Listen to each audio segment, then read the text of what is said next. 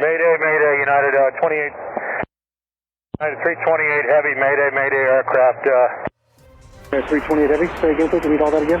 Yeah, United Denver departure, United 328 Heavy, Mayday aircraft just experienced engine failure, need a turn immediately. That's ATC audio from the emergency that United 328 experienced this past weekend when they had an engine failure after takeoff from Denver International. My thanks to liveatc.net for that audio.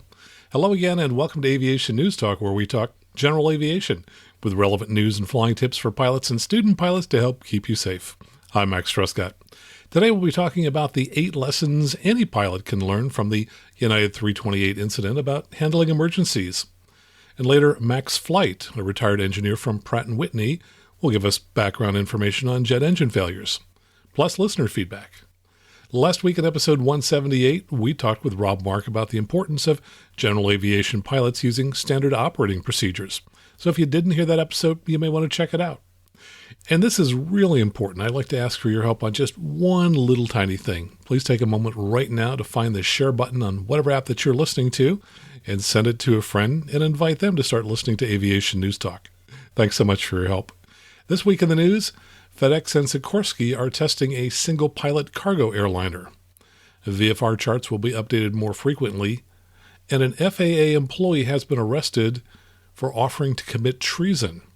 All this and more, and the news starts now. From the aircurrent.com, FedEx and Sikorsky quietly began single-pilot tests for cargo airliners. To listen to the air traffic control at Waterbird Oxford Airport in Connecticut from the afternoon of February 10th, nothing appeared out of the ordinary. But as a FedEx Express-owned ATR 42-300 turboprop was cleared for takeoff a few minutes before 4 p.m., the freighter became the largest known commercial aircraft to test technologies designed to enable flying with just a single pilot at the controls.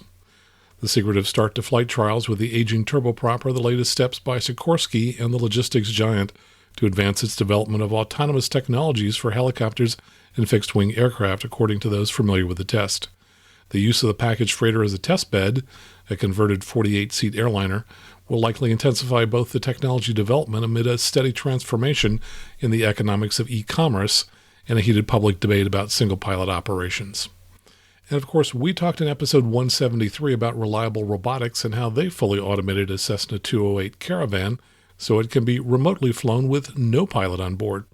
Just to compare the two aircraft, the Cessna 208 typically seats 9 passengers with a single pilot, and FedEx has 238 of these in their fleet. By contrast, the ATR 42-300 turboprop would carry about 48 passengers, be flown with 2 pilots, and FedEx has 23 of these aircraft in their fleet, plus another 20 of the larger ATR 72 series. So in this case, they're looking to go from 2 pilots to 1 pilot. From AOPA.org, VFR charts to go on a 56-day cycle beginning February 25th. According to the FAA, all sectional aeronautical VFR tonal charts and VFR flyaway charts, VFR aeronautical, and helicopter route charts will now be updated and continue to be updated every 56 days to coincide with the publication dates of other en route terminal and supplemental chart products.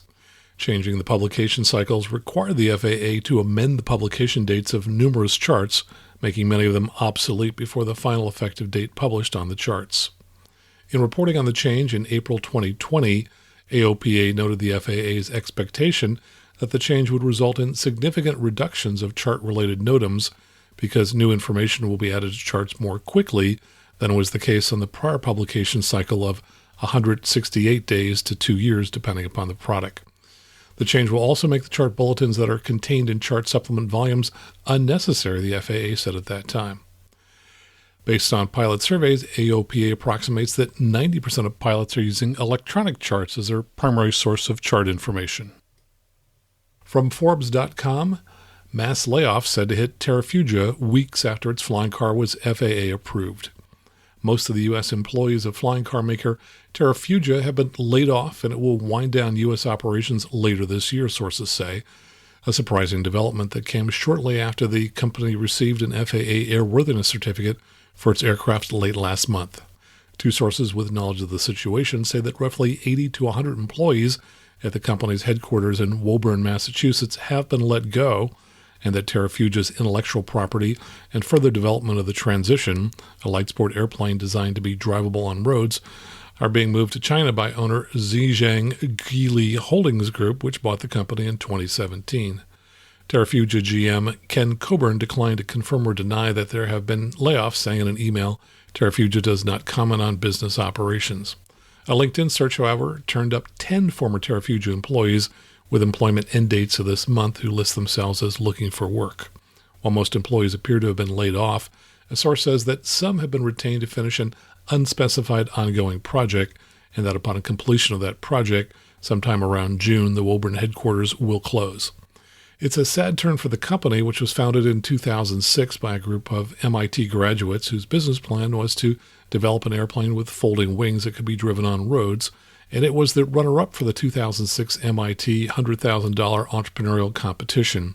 CEO and founder Carl Dietrich, who departed Terrafuga in 2019, provided initial funding from an MIT student prize. Terrafuga raised $1.5 million in private equity financing in 2008 and over $5.5 million in subsequent rounds through 2012. The Transition production prototype completed its first flight on March 23, 2012, by which time the company reached a high point of about 100 reservations for the flying car. An exit from the U.S. market likely stems from a calculus of future sales potential for Terrafuga's flying car, says Peter Schmidt, co-founder and COO of the Boston-based hybrid VTOL aircraft startup Transcend Air. Quote, the Transition is too expensive with too limited utility to find any significant sales here, he says.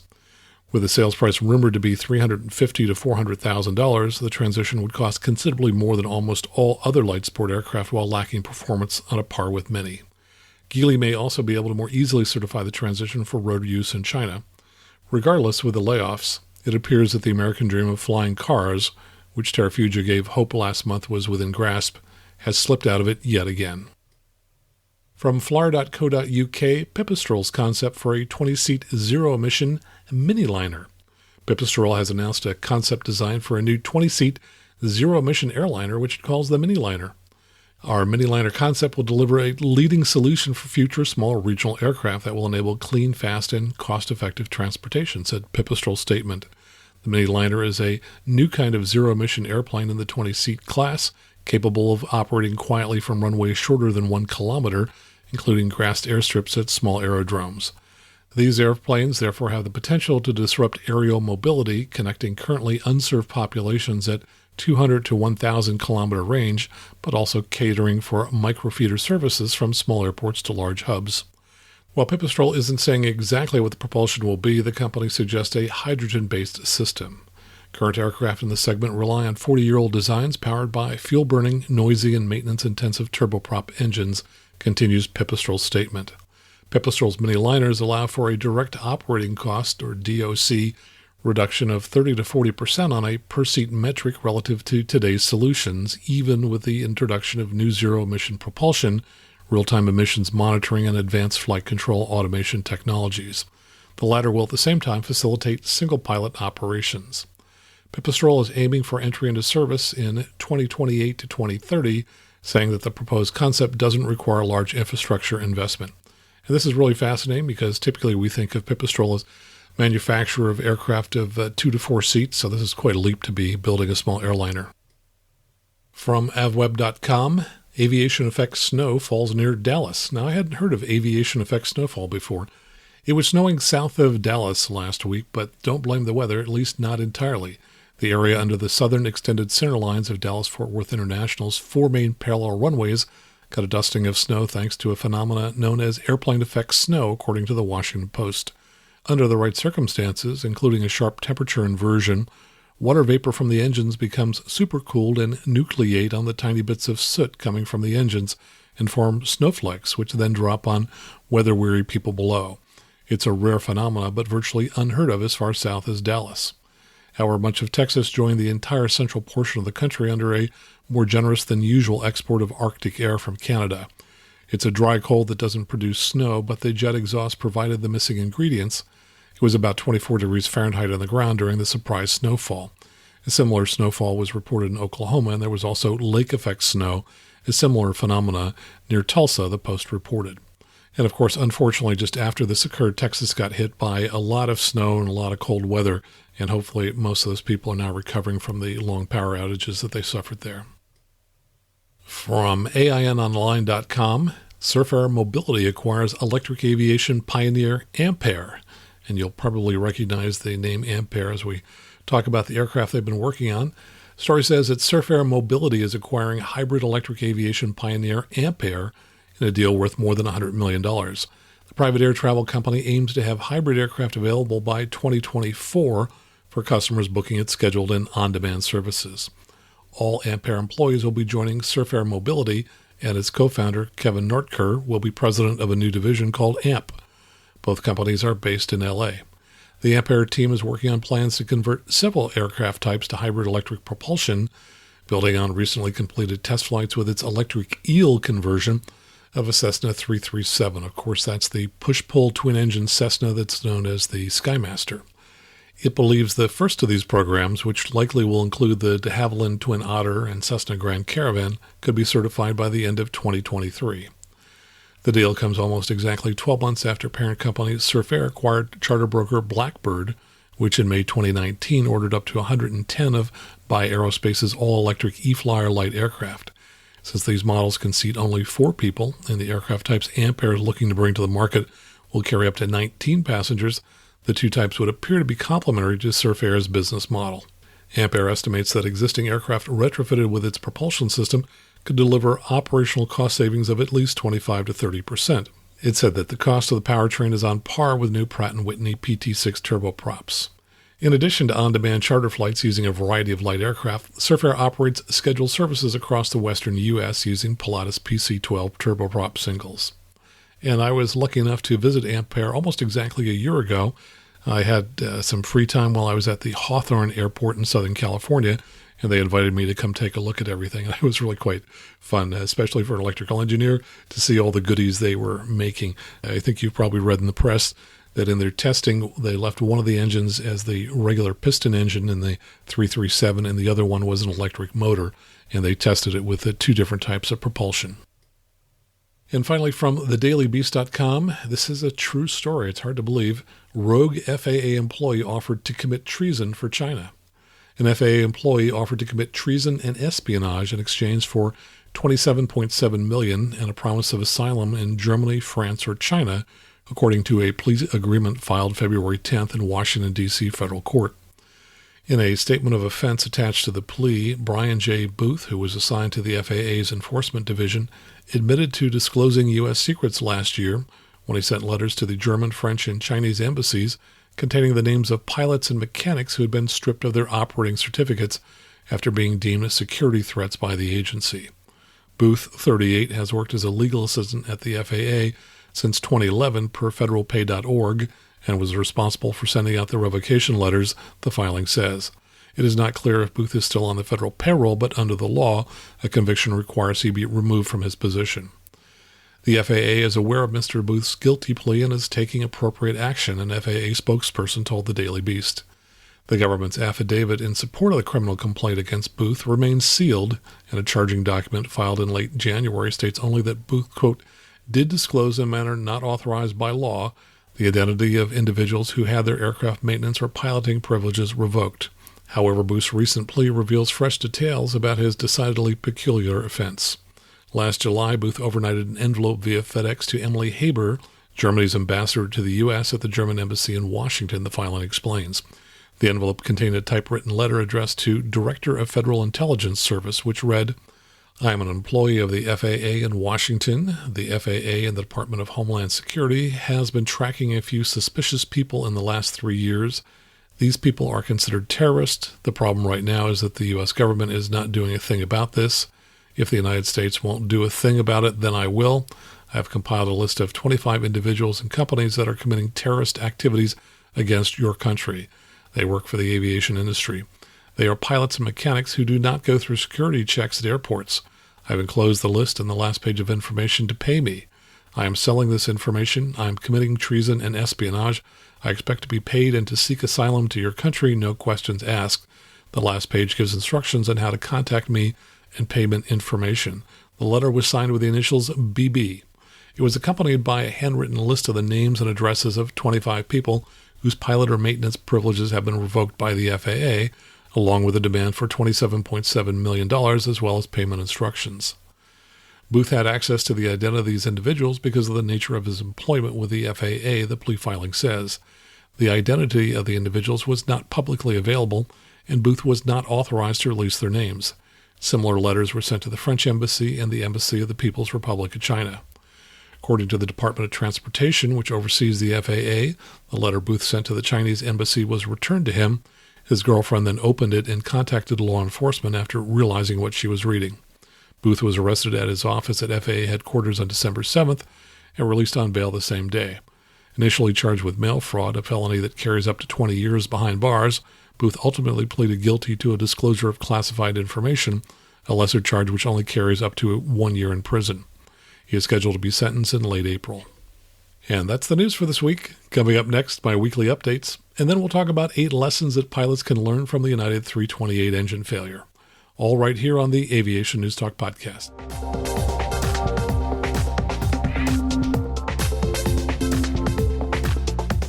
And now here's a fun flying destination from patron supporter Jim. Hello, Max. Jim from Northern California with another of my fun flying destinations. I love aviation museums, and one of the best on the West Coast is the Castle Air Museum located at Castle Airport in California's Central Valley near the town of Atwater. Castle Airport is Mike Echo Romeo, and it's about 30 minutes from the San Francisco Bay Area and about 90 minutes from LA. And Castle is a former Air Force base. It has about a 12,000-foot runway and a gigantic ramp.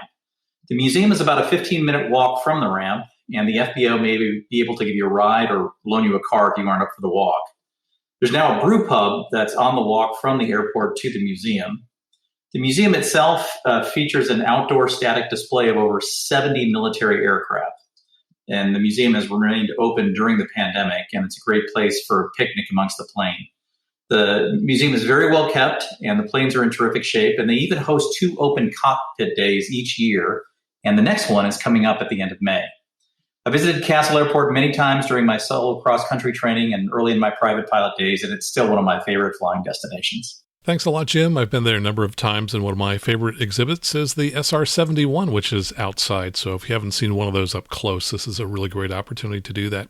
Hey, if you've got a fun destination you'd like to share with us here, just go ahead and do what Jim did and record on your phone. Use the Voice Memos app, maybe about 90 seconds or so, and send it off to me at aviationnewstalk@gmail.com. Now, this just came out as I was finishing up the podcast, the announcement from the National Aeronautical Association of the 7 aviation and space achievements that are competing for the 2020 Collier Trophy. And, of course, the Collier Trophy has often been referred to as the Nobel Prize of Aviation, and I'm particularly proud to note that of the 7 nominees, 2 of them are in general aviation, and we have recently interviewed leaders of both of them. In fact, I was at the headquarters for both of these companies when we did those interviews.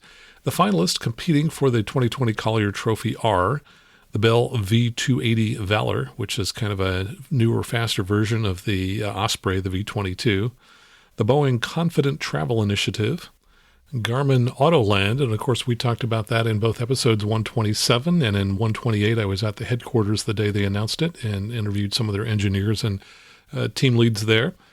The Reliable Robotics Remotely Operated Aircraft System, and we interviewed their CEO, Robert Rose, on episode 173. That's going to be for remote piloted cargo aircraft. The SpaceX Falcon 9 and Dragon 2, the U.S. Department of Air Force Green Propellant Infusion Mission Team, and finally the Yates Aerospace Corporation's Silent Arrow, which looks like it's a heavy cargo drone that's being developed for the military. And NAA President Greg Principato said, for more than a century, the Collier Trophy has defined excellence in American aeronautics and astronautics. This year's finalists represent a broad spectrum of achievements in our industry. The selection committee has their work cut out for them. Yes, and I agree. I was on the selection committee in 2015, and it's a real challenge because here you're comparing accomplishments both in the commercial area, the military area, general aviation, and it's quite a challenge to kind of stack those things up and compare them against each other. They say that this year the Collier Trophy Selection Committee, instead of meeting in person, will meet virtually in June, and the winner will be publicly announced following the selection. So good luck to everyone, and particularly those 2 in the general aviation field. And here's a fun little story that came out a couple of days ago. This was in usatoday.com, And they say a runway on New Hampshire's Lake Winnipesaukee has opened to the public. The ice is required to be at least a foot deep for the lake runway to open. And they have a video of a gentleman with an ice auger drilling down through the ice and then using a tape measure, and I think he came up with about 19 inches. So there's a fun challenge if anybody has an aircraft that they would like to land on the lake. I was kind of wondering just now, would I be better off landing with skis or with wheels? So I did a quick search on the internet, and wouldn't you know, whose website did I come upon? Jason Blair, a longtime friend of the show. And he has an article from 2018, landing where seaplanes go, but on wheels or skis. First off, he has a table there for safe ice thickness. And he shows that for sporting 2 tons, which would be roughly a 4,000-pound airplane, minimum thickness would be 7.5 inches. And then as to the skis versus tires issue, he says, yes and no, it depends. The main thing it depends on is the depth of the snow, what tires you have on your aircraft, and to some degree, how long the lake is. You're going to be typically operating using soft field takeoff and landing procedures, and with a little snow on the ice, it is going to take more runway to get off the ground. If you have a longer lake, a couple inches of snow may still allow you to take off in a sufficient distance. If the lake is short or the snow is getting deeper, you may find that performance limitations mean that you won't ever be able to safely take off. Skis definitely help as the snow gets deeper, but even then there is a limit. Hard-packed snow is going to support the aircraft better than a fresh dumping of 12 inches of light and fluffy stuff. Conditions make a big difference here. It can also make a difference if you have main wheel skis or also have a tail ski. And he says that bigger wheels can help. So there you have it. If you want to go out and land on the lake, head on up to New Hampshire's Lake Winnipesaukee.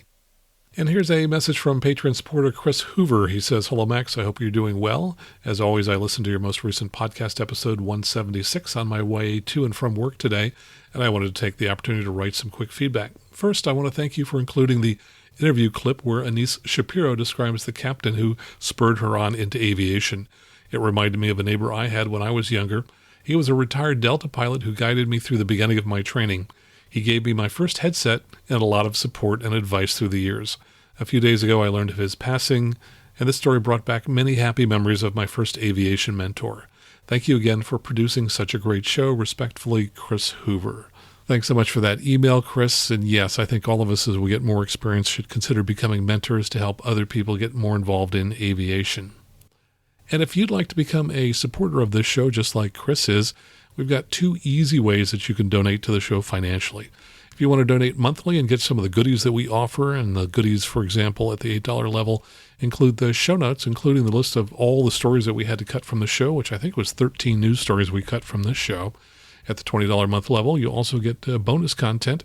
This week, patrons at the $20 month and higher level have already seen a video, which was an interview that I did with the ForeFlight co-founders, in which they answered questions that Patreon members had submitted ahead of time. So if you'd like to view answers to questions such as, will ForeFlight ever be moved over to the Android platform, you may want to become a supporter at the $20 month and higher level. To do that, just go out on the web to aviationnewstalk.com/awesome, and there is a link in our show notes to it as well, and you can enter your credit card and the amount that you'd like to donate each month. If you'd like to make a one-time donation, perhaps you're thinking you'd like to donate for the entire year in one shot, go on out to aviationnewstalk.com/PayPal. Don't even need a PayPal account to do that. Just enter your credit card, and again, you can make a one-time donation or you can make a monthly donation through PayPal. And we have just 2 new Patreon supporters in the past week. I'd like to thank Matthew Bruder, who signed up via Patreon, and Steve Hope, who signed up via PayPal. Coming up next, we're going to talk about the lessons any pilot can learn from the United 328 engine failure. All right here on the Aviation News Talk podcast.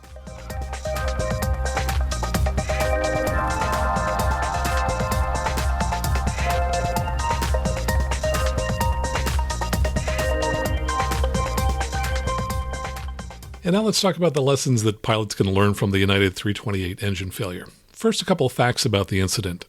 About 4 minutes after takeoff from Denver, as the Boeing 777-200 was passing through around 12,500 feet, the aircraft had a sudden engine failure. 16 minutes later, it was lined up for final for runway 26, and it touched down 5 minutes later. Total length of the flight, about 25 minutes.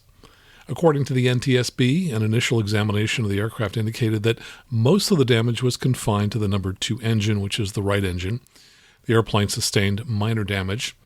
An examination and documentation of the airplane is ongoing. The initial examination of the Pratt & Whitney PW4077 engine revealed the inlet and cowling separated from the engine. 2 fan blades were fractured. 1 fan blade was fractured near the root. An adjacent fan blade was fractured about mid-span. A portion of one blade was embedded in the containment ring, and the remainder of the fan blades exhibited damage to the tips and leading edges. Passengers on board described the sound as an explosion. One passenger said the plane just started shuddering, and it was that way for about half an hour until the plane landed. First, let's listen to the audio available from the incident. This also includes tower audio at the end, which was not included in many of the audio files posted on the internet afterwards. We don't have audio after the aircraft touched down when they were given a separate frequency to use to communicate with first responders who were waiting for them on the ground. I didn't include audio from the first 4 minutes of the flight when everything was normal. I believe the first sound you hear is the master caution alarm going off in the cockpit as one pilot pressed the transmit button. Denver departure unit, did 328 Heavy, we experienced an engine failure, need a turn. Mayday, Mayday, United 28, United 328 Heavy, Mayday, Mayday aircraft. 328 Heavy, say again, please, read all that again. Yeah, United Denver departure, United 328 Heavy, Mayday aircraft, just experienced engine failure, need a turn immediately. 328 Heavy, left or right turn? Left turn. 328 Heavy, turn left heading 080. Left heading 080, United 328 Heavy. Pilot's discretion, maintain 9,000. Okay, descend and maintain 9,000, United 328 Heavy. United 328 Heavy, you want to straight into runway 7? At immediate, we need to let's go ahead, we need to run some checklists.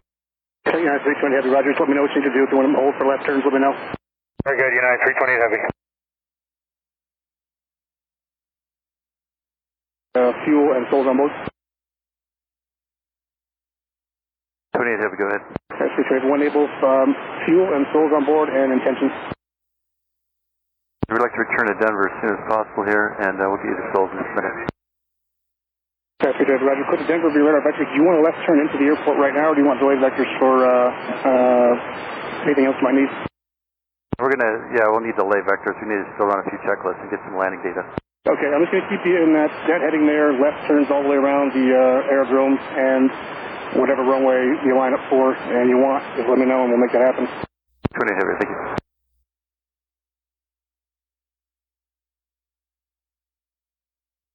United 328 Heavy, one able, fighting 050. 050, United 328 Heavy.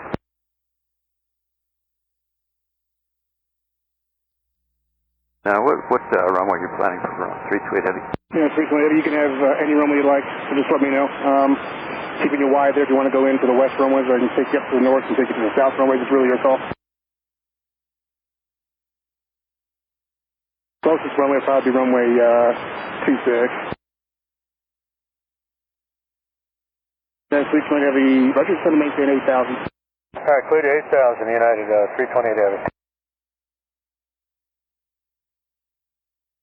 United 328 Heavy, information, Quebec is current to Denver 2966. Understand 2966 for United 328 Heavy.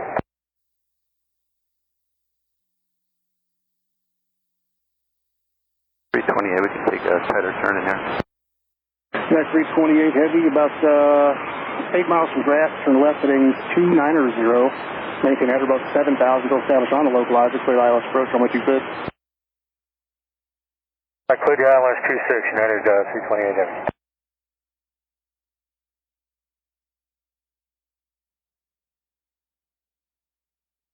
United 328 Heavy, if you're still my frequency, say souls on board and fuel on board. United 328 Heavy, Denver Tower, wind 3609er, runway 26, clear to land, Denver altimeter 2966. Clear down 26, United 328 Heavy. United 328 Heavy, equipment is standing by your discrete frequency. When you land and roll out, you talk to the personnel on the ground, is 120.15. All right, 2015 for United 328. United 320 Heavy, plan a full stop on the runway, and then the personnel will come in and check out your aircraft, and then we'll get you moving from there. Okay, full stop on the runway, United 320 Heavy. And now let's talk about the lessons that any pilot, whether you're a student pilot or experienced pilot, could take away from this incident. Number one is that when an emergency occurs, unless it's one of the few emergencies that requires instant reaction, the first step is to wind the clock. Now, this expression comes from the military, and while it's a useful concept to all pilots, it's not as commonly taught in general aviation and the airlines. Here's what Jeff Van West wrote about this a few years ago in IFR magazine, and I'll include a link to the article in the show notes. He said, "There are precious few times in an aircraft when immediate action is absolutely required. Sometimes the best reaction is inaction." He's then talking about the military, and he says, "They had a mechanical clock in the cockpit, and they were trained that at the very first sign of all but the most critical emergencies, they should wind the clock. Firelight on engine 7, wind the clock. Yes, the engine might be on fire, but then again, it might not. The time spent winding the clock wasn't so much that a real fire was going to consume the wing and doom everyone on board, but it was enough to get past that first blush desire to shut the engine down. It was enough time to remember to check other indications, temperatures, pressures, performance. A real fire had several signature indications. A bad sensor just tripped one light. We train ourselves for a spring-loaded response to anything abnormal. That's fine so long as we remember actual urgent emergencies are rare. We also have to accept that there's a lag for your gray matter to recognize something's wrong and a shock of adrenaline when it does. That shock feeds a desire to do something about the issue right now. Fight back by taking a moment to reflect. Oil pressure reads 0? Gosh, that's interesting. If that's true, my engine will seize into a $50,000 paperweight in about 5 minutes. How can I tell if that is in fact what's going on? Just like over-controlling an aircraft, you can over-control a situation. Wind the clock, and then deal with a fire, if it's even a fire worth dealing with at all. And this comes from the Wild Matilda website. The author, who was an instructor in T-37s in the Air Force, he wrote, "Included in this checklist was a set of emergency procedures to be followed in case of fire, engine failure, or a fuel leak. But what it did not mention was that most emergencies were far more subtle and sometimes complex. The fledgling pilot would often, read most of the time, go and use one of the canned emergency procedures even if it was the wrong thing to do. The classic example is the pilot who pulled the fuel shutoff handle on the wrong engine in a fire because the lights in the handle were wired backwards, leaving him with a very heavy glider. So I taught my students that the first step in any emergency was to, and this was in all caps, wind the clock. This gave them time for the increased blood flow to reach their brains, the initial surge of adrenaline to drop, and their sphincter to close. It had the added benefit in that it did no harm. Aside from the fact that clocks got overwound on occasions and the maintenance types were puzzled, then when the student had calmed down a bit and his or her brain was in fact working, they could go on to solve the problem." And here's something I want to point out. This author was an instructor in T-37, so he was working with student pilots, but even experienced, highly trained crews still make all kinds of mistakes. This comes from an article published last month by AIN Online. It's called "Wrong Engine Shutdown Causes Global Express Fatal Accident." And I'll include a link to this in the show notes. The fatal crash of a U.S. Air Force Special Mission Bombardier Global Express on January 27, 2020, was caused by the flight crew's error in determining which Rolls-Royce BR-710 engine had catastrophically failed and subsequently shutting down the working right-hand side power plant, according to a USAF Aircraft Accident Investigation Board, or AIB, report released. Contributing factors were the crew's failure to air start the right-hand side engine and their decision to recover the aircraft to Kandahar Airfield, Afghanistan. Designated as E-11A by the U.S. Air Force, the aircraft suffered an in-flight failure of the left engine 1 hour and 45 minutes after takeoff. A fan blade broke free from the left engine, causing the left engine to shut down. Approximately 24 seconds after the initial incident, the crew shut down the right and only operable engine, resulting in a dual engine out emergency, the U.S. Air Force said. The aircraft was approximately 230 nautical miles from Kandahar Airfield when the dual engine out occurred and neither engine air started to provide any usable thrust. The crew issued a Mayday call to air traffic control stating that they had dual engine failure and intended to proceed to Kandahar. However, The jet was outside of the gliding distance to reach Kandahar, and because of the crew's decision to return there, flew outside of gliding distance to other available landing locations. The crew subsequently attempted to glide toward forward operating base Sharana, but landed in a field approximately 21 nautical miles short of this base. Both pilots were killed and the aircraft was destroyed. Due to aircraft vibrations and the dual-engine failure, both the cockpit voice recorder and the digital flight data recorder stopped recording for the majority of the accident sequence. So step number 1, wind the clock so that you can start thinking rationally about your emergency. Number 2, when you have an emergency, notify ATC. Now, you don't have to use the words Mayday, Mayday, Mayday to declare an emergency, but sometimes it helps to get their attention, just as it did in this incident. Denver departure unit, did C-28 Heavy, we experienced an engine failure, need a turn. Mayday, Mayday, United 28, United 328 Heavy, Mayday, Mayday aircraft. 328 Heavy, say again, please, read all that again. Note that once you're in communication with ATC about your emergency, you don't have to squawk 7700 as they already know who you are. But if you're not able to raise ATC, perhaps because the frequency is so busy that you can't get a word in edgewise, then squawk 7700 as this will definitely get you attention. Note that in this incident, ATC was extremely helpful. They even asked the aircraft which direction they wanted to turn. Departure United 328 Heavy, Mayday aircraft, just experienced engine failure, need a turn immediately. 328 Heavy, left or right turn? Left turn. 328 Heavy, turn left heading 080. Left heading 080, United 328 Heavy. Why is this important? Well, in multi-engine aircraft, the guidance that I've generally seen is that you want to make your turns away from the dead engine. In this case, the right engine failed, so the crew requested a left turn.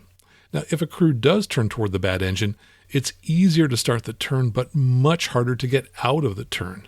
So by turning away from the bad engine, you'll find it easier to get out of a turn that you've entered. So step number 2, notify ATC. Number 3, use your emergency checklist. We talked about using checklists last week when we talked with Rob Mark about standard operating procedures.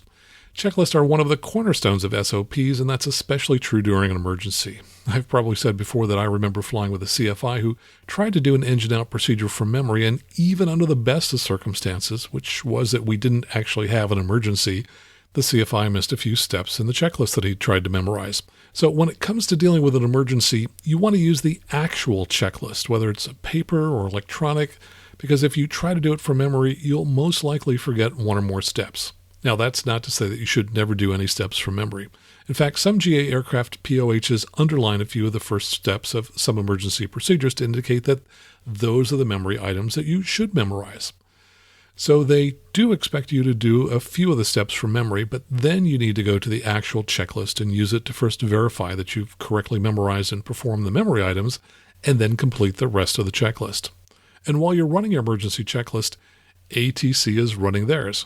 For example, they can bring up special maps that show more details, such as roads that you might be able to land on if you have an engine out. They can also check weather at nearby airports and direct search and rescue to the location where you might be touching down. So step number 3, run your emergency checklist. Number 4, if you're not ready to immediately land at the airport, ask for a delay vector. If instead you rush to get back to the airport immediately, it may be impossible for you to run through all of the steps on your emergency checklist and to run through all of the items on your descent and pre-landing checklist. And if you end up rushing and skipping steps, well, then you may inadvertently turn what could have been a manageable emergency into something even worse. Now, by the way, delay vectors are not just for emergencies. If you're flying an instrument approach, even a practice instrument approach, and you're not going to be fully set up by the time ATC brings you onto the approach, let them know that you need more time to set up and request a delay vector. And there's a similar concept for student pilots and private pilots flying VFR. Often I'll see pilots start to enter a traffic pattern when they are not fully set up to land. For example, they might not have gotten the weather, they might not have figured out the best runway to use, and often I'll see that they haven't figured out how best to enter the traffic pattern for the runway they plan to use. So even when flying VFR, if you're not fully prepared to enter the traffic pattern and land, give yourself a delay vector. Turn away from the field, complete all of your preparations, including running your checklist, and then turn back to the field when you're fully prepared to land. So number 4, if you need more time, ask for a delay vector. Number 5, in some cases, you may want to stay higher when dealing with the emergency. In this case, ATC issued an instruction to descend to 9,000, and United 328 accepted that, presumably because they were confident that the other engine was running well and that they didn't need to stay higher. But I've read accident reports where an aircraft descended because ATC issued an instruction when it would have been to the pilot's benefit to remain at a higher altitude. And here's the problem, I think. Too many pilots, when they hear ATC give an instruction, somehow they feel that they're hearing the voice of God. And yes, under normal circumstances, of course, we should follow ATC instructions unless that instruction would compromise your safety. But in an emergency, the priorities change. Whatever you need now becomes the most important thing, and you need to shift your thinking from, I'll always follow ATC instructions, to what are the best actions right now that I can take that will help keep me safe? For example, I've had 2 times in my flying career where 2 different older Cessna 172s that I was flying lost partial power in flight. Now, in both cases, I still had around 2,000 RPM and was able to maintain a level flight. And by the way, in both cases, I headed straight to the nearest airport to get the airplane on the ground. Now, if you were in that situation and you were headed to an airport and ATC instructed you to descend, you might think, of course I'll do that. The partial power I have right now is enough to get me to the airport. However, when you have partial power, you already know that something is wrong with the engine. What you don't know is how long the engine will continue delivering partial power until perhaps it quits altogether. So always be thinking, what if things get worse, and plan accordingly. So step number 5, in some cases, you may want to stay higher while dealing with the emergency. And number 6, answering ATC questions might not be your highest priority. We talked earlier about the controller's emergency checklist, and one of the things they're supposed to ask you for is the amount of fuel you're carrying and the number of souls on board. Knowing how much fuel on board lets the controller know if you're about to run out of fuel and may need to land immediately. Or, if you have lots of fuel, they can notify search and rescue that they may be dealing with a large quantity of either leaking or burning fuel when they arrive. But pilots always need to remember their priorities, which are to aviate, navigate, and then, if you have time, communicate. So answering a question such as state fuel and number of souls on board may not be your top priority. And if you are used to always following ATC instructions, you might end up wasting valuable time answering a question like this when you have higher priorities than communicating. Notice how well this pilot dealt with that instruction. At immediate, we need to we need to run some checklists. Okay, United 320 Heavy, roger. Just let me know what you need to do. If you want to hold for left turns, let me know. Very good, United 328 Heavy. Fuel and souls on board. 28 Heavy, go ahead. Okay, 328, one able, fuel and souls on board and intentions. We'd like to return to Denver as soon as possible here, and we'll get you the souls in a minute. And then much later in the emergency, after the aircraft had been cleared for the approach, we heard this. United 328 Heavy, if you're still my frequency, say souls on board and fuel on board. Now, during this incident, I heard ATC ask the question at least twice, and I never heard the pilots give the answer, though it's entirely possible that they did. Regardless, just remember step number 6, which is that in an emergency, answering ATC questions might not be your highest priority. Number 7, stay close to an airport. Notice that ATC kept the aircraft circling above the airport. Now, this is smart for a couple of reasons. First, if things get worse, you want to be able to get the aircraft on the ground as quickly as possible. So keeping the aircraft circling above the airport is probably the best possible place for it to be. For example, at my local airport, often when a pilot is doing a test flight after maintenance has been performed, he or she will circle above the airport during the test. Also, staying close and circling the airport gives the pilot and controller considerable flexibility to use any runway. For example, if things get worse and a pilot needs to land as soon as possible, depending upon the number of runways at the airport, you might be continually in a position to make a base entry to one of the runways below you, and that could save precious time when you need it most. So number 7, stay close to an airport. Number 8, monitor your position and guide ATC.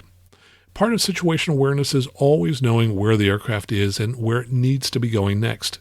Now, I got my instrument rating way back in 1989, and the way we monitored our position was to watch the position of 2 VOR needles, and that was nerve-wracking because I live in a mountainous area.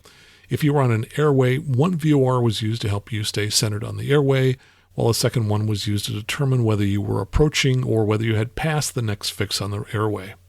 Now, fortunately, monitoring your position is much easier today, as even if you don't have a moving map in your instrument panel, you probably have a phone or a tablet with a EFB app that can display your position on a moving map.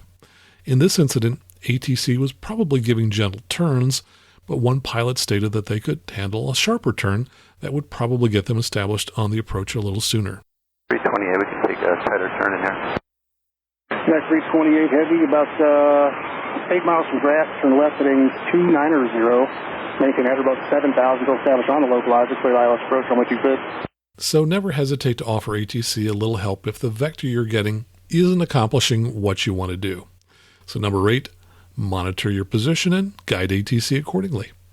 So there you have it, 8 lessons pilots can learn from the United 328 engine failure. Coming up next is our conversation with Max Flight with more information about failures in jet engines. Max is a retired engineer who spent 35 years working for Pratt & Whitney, which is the company that made the engines involved in the United 328 incident.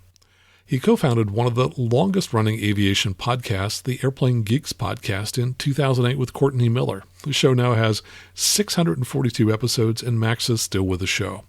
I'm also a co-host on that show and have been with it for 6 years and over 300 of those episodes, so I get to talk with Max every week. His other podcasts include the UAV Digest with co-host David Vanderhoof, which covers unmanned aerial vehicles, and the PAX X podcast with airline passenger experience industry expert Mary Kirby. He also runs the 30,000 Feet Aviation Directory, which he started in 1996. It includes links to over 20,000 aviation resources that span commercial, military, and general aviation. Now here's our conversation with Max Flight. Well, Max, welcome to the show. It's great to have you here. Max, I don't think I've ever been on your podcast. It's true.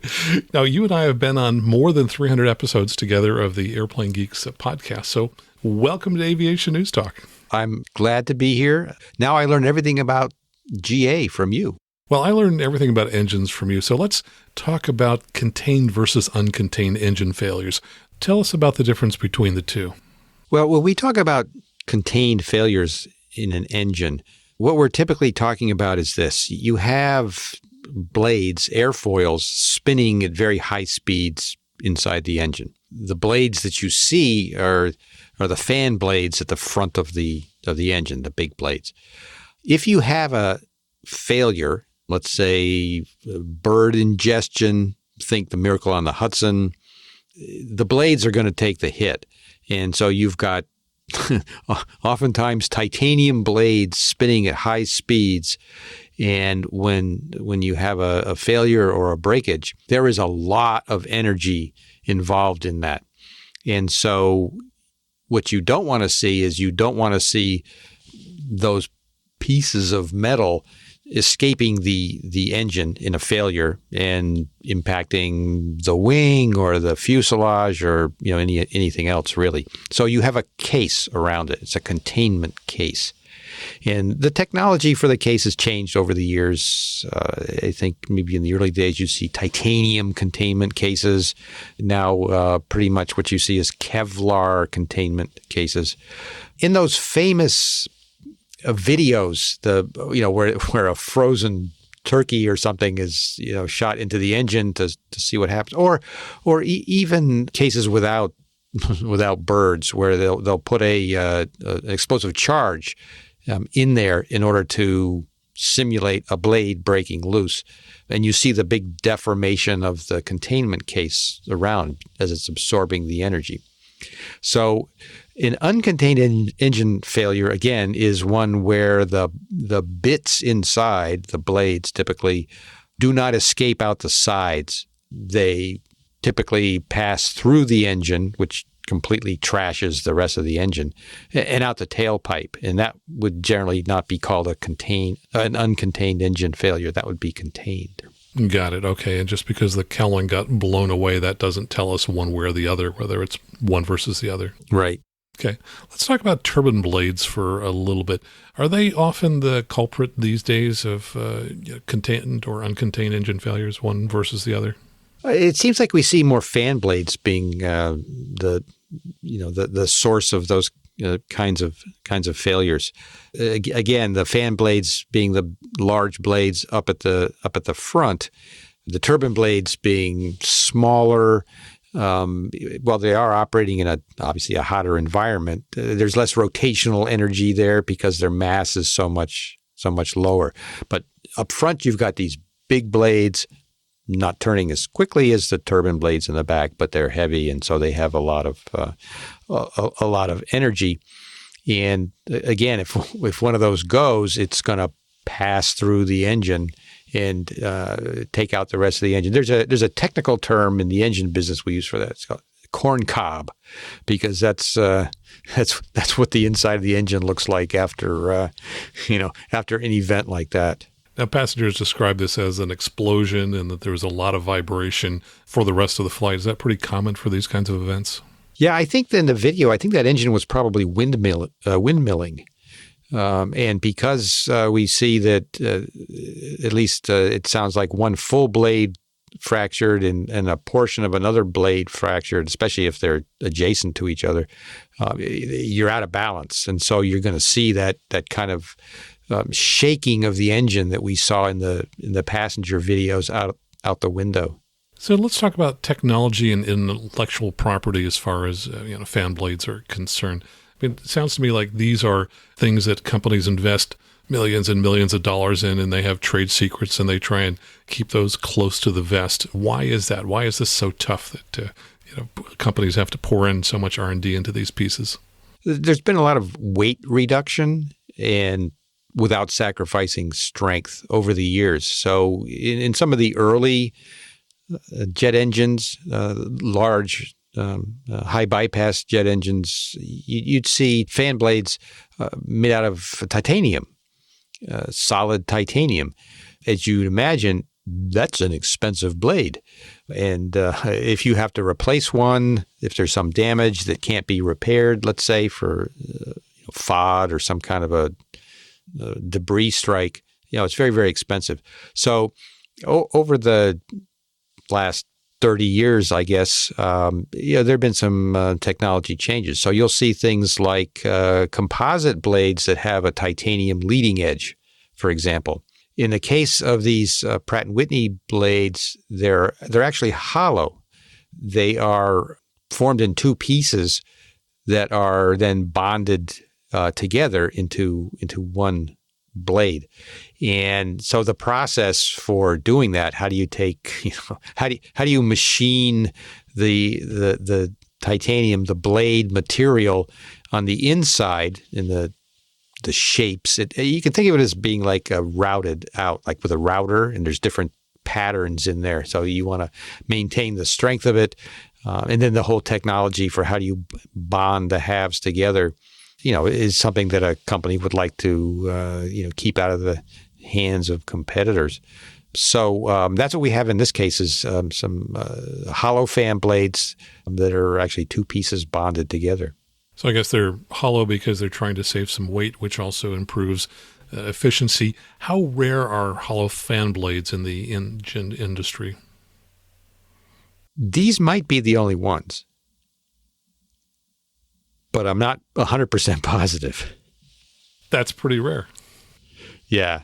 And so it sounds like FAA and Boeing and others are calling for these aircraft to immediately be inspected. Could it be that this is just a new technology that's not fully mature yet, and therefore which might still be having more failures than older existing technologies?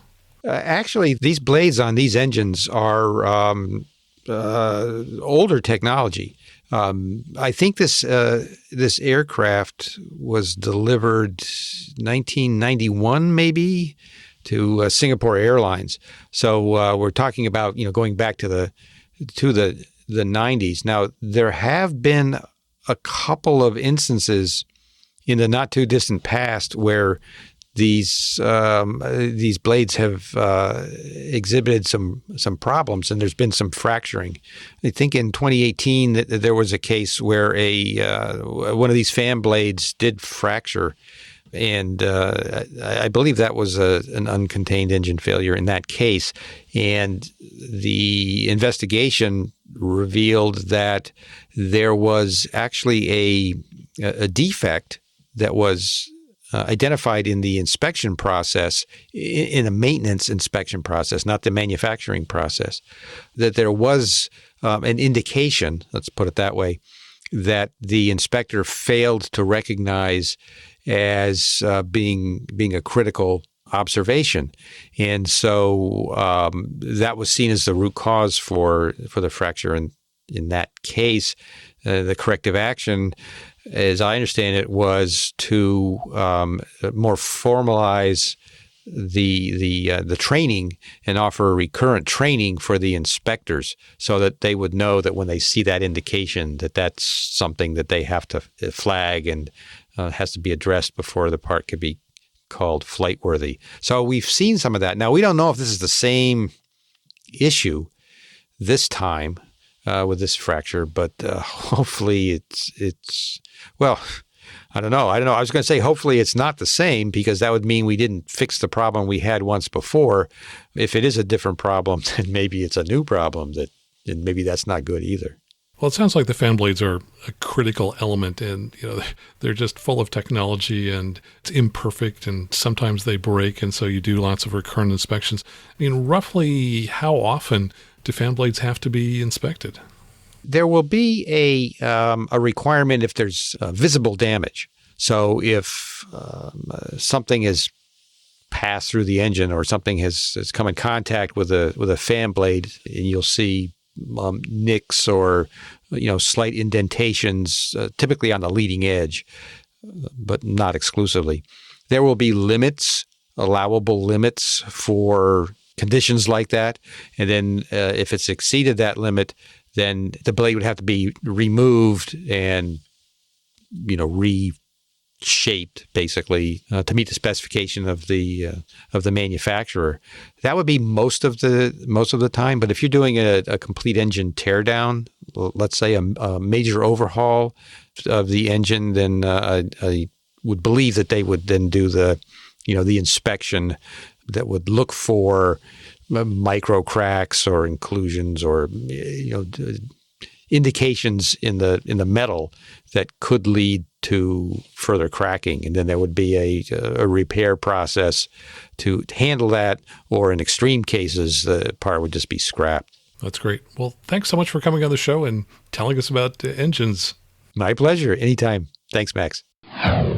And my thanks to Max Flight for coming on the show. I will include in our show notes the links to his 30,000feet.com aviation directory, as well as to the Airplane Geeks podcast, the PAX-X podcast, and the UAV Digest podcast.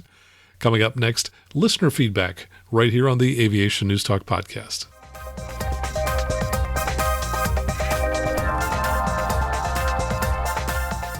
Here's an email from Patreon supporter Scott DeRigny. He says, just listened to and enjoyed episode 178 on the topic of cleaning up a messy logbook. I thought Jason Blair made some very good suggestions on how to do it, but I feel he may have forgotten to mention what I would consider one or two essential points. First and most importantly, do not use whiteout in your logbook to correct a mistake. A single line striking out any mistake should be used. At least this is what I learned in my aviation law class in college.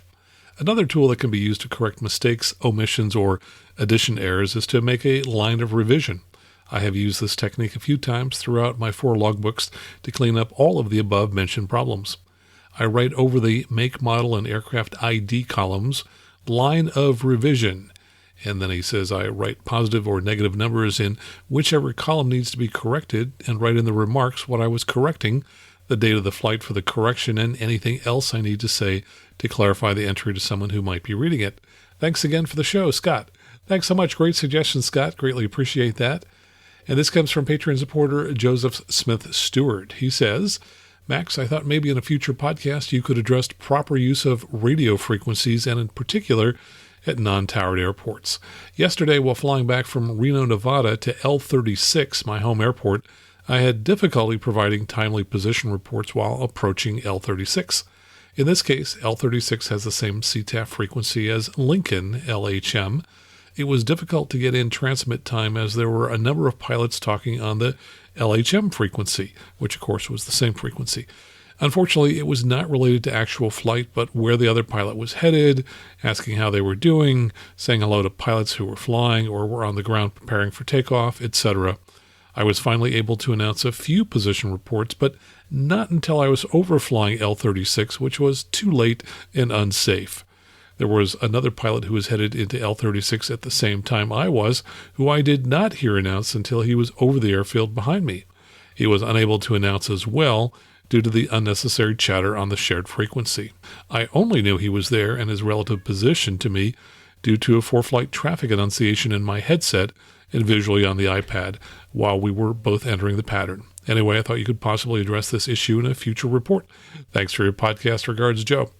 Well, Joe, the FCC rules in 87.187J states that the frequency 122.75 is authorized for use by fixed-wing aircraft for air-to-air communication. So I would encourage everyone, if you're going to be talking with your buddies, switch on over to 122.75. And for helicopters for air-to-air communication, the frequency is 123.025. So please remember those, 122.75, 123.025. Now, a lot of pilots seem to think that it's okay to use 123.45 for air-to-air communication. And it is under certain circumstances which don't apply to most of us. And so if you go into Section 4.1.3.2.1 of the ICAO Annex 10 of Volume 5, they designate the frequency 123.45 megahertz for air-to-air communication to enable aircraft engaged in flights over remote and oceanic areas out of range of VHF ground stations to exchange necessary operational information to facilitate the resolution of operational problems. And they also note that within the United States, including Alaska, Hawaii, and its possessions, the frequency 123.45 is designated for non-government flight test operations. So please stay off 123.45 unless you're doing flight test operations or if you're out in a remote oceanic area. And now for a listener question. This comes from Chris Kermian, who's one of our patron supporters from Ohio. He says in episode 175, you discussed an engine out emergency with Anise Shapiro, and she said she uses ABCDE rather than just ABC, but she didn't explain what do the letters represent for her, especially the D and the E for engine out emergencies. Well, Chris, I wasn't familiar with ABCDE either, so I looked it up. And after I tell you what it is, I'll tell you what I teach clients for what to do when they have an in-flight engine failure emergency as opposed to a takeoff engine failure emergency, which would be different. I found an article on AOPA.org, and I'll include a link to it in the show notes. It says in part, your instructor waited until you were abeam the numbers at pattern altitude, 1,000 feet above ground, but you had not lowered flaps or trimmed for a specific speed when the simulated emergency occurs. The mnemonic ABCDE, airspeed, best landing site, checklist, declare, and by declare I think they mean declare an emergency, execute, works here as it would in an actual emergency landing situation. And in the sidebar of that article, they say airspeed is, of course, best glide speed.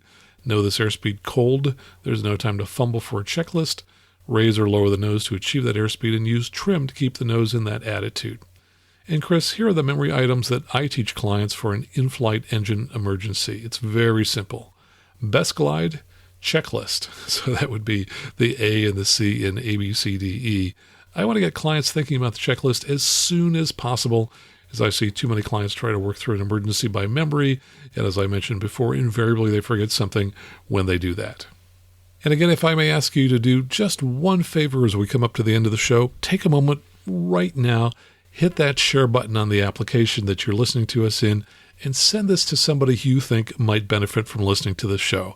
That's the best way to grow the show, and I really rely on people like you to do that for me. So thank you very much for your help. So until next time, fly safely, have fun, and keep the blue side up.